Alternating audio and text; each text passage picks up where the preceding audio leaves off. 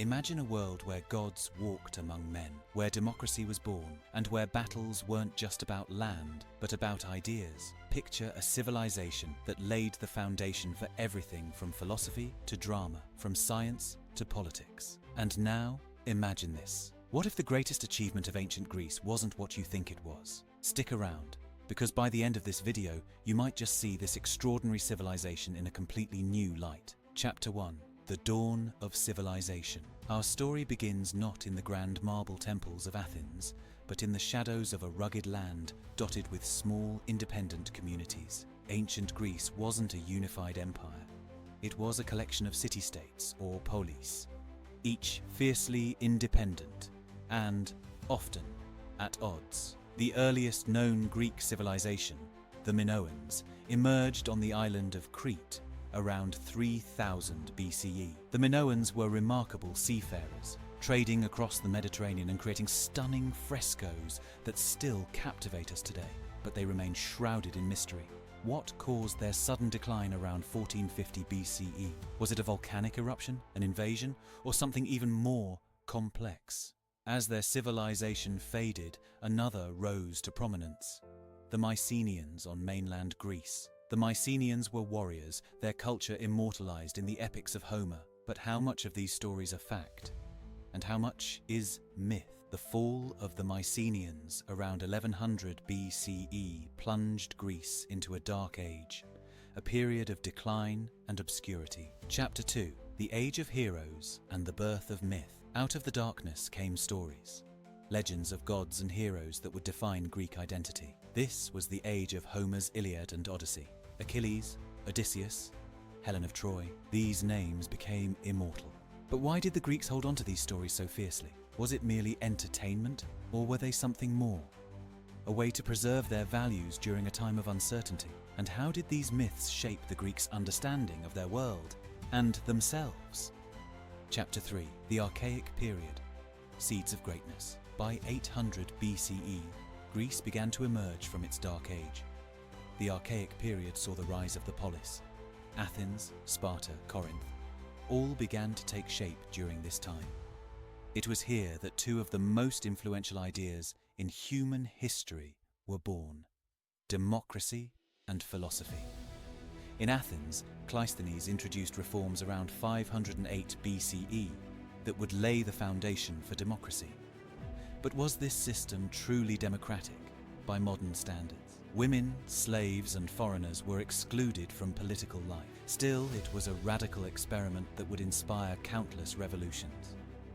Meanwhile, in the bustling marketplaces of these city-states, thinkers like Thales and Pythagoras began asking questions about the nature of the universe. Could the world be explained without invoking the gods? These questions would eventually lead to the golden age of Greek philosophy. Chapter 4. The Persian Wars. Unity in Adversity.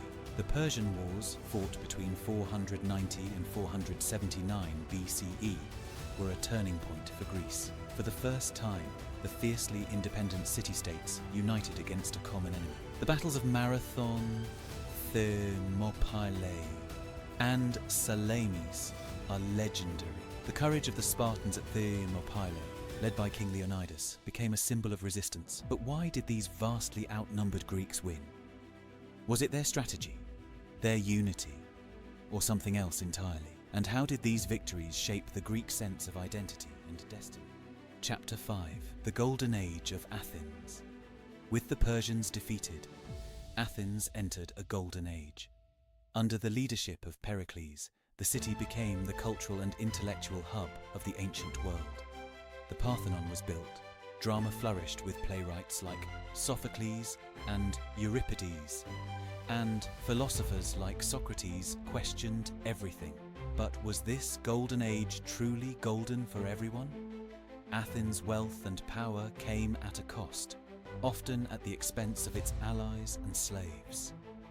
And within this period of brilliance lay the seeds of its downfall. Chapter 6. The Peloponnesian War. Brother against brother. The Peloponnesian War, 431 to 404 BCE, pitted Athens against Sparta in a brutal struggle for dominance. This war wasn't just about power, it was a clash of ideologies.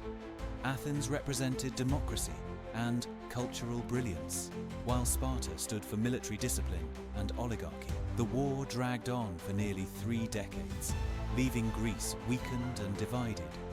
Why couldn't these city-states find peace? Was it inevitable, given their differences, or was there a chance for unity that was missed? Chapter 7. The Rise of Macedonia. As the Greek city-states squabbled, a new power rose in the north, Macedonia. Under King Philip II and his son Alexander the Great, Macedonia would achieve what no Greek city-state had managed: a united Greece. Alexander's conquest took Greek culture as far as India, creating the Hellenistic world. But what drove Alexander? Was it a desire for glory, a quest for knowledge, or something deeper? And why did his empire crumble so quickly after his death? Chapter 8. The Legacy of Ancient Greece. Even after its political power faded, Greece's cultural influence endured. The Romans admired and adopted Greek art, philosophy, and science. During the Renaissance, thinkers rediscovered the works of Plato and Aristotle, sparking new revolutions in thought. But what is the greatest achievement of ancient Greece? Is it democracy, philosophy, art, or something else? Could it be the way their ideas continue to challenge and inspire us today?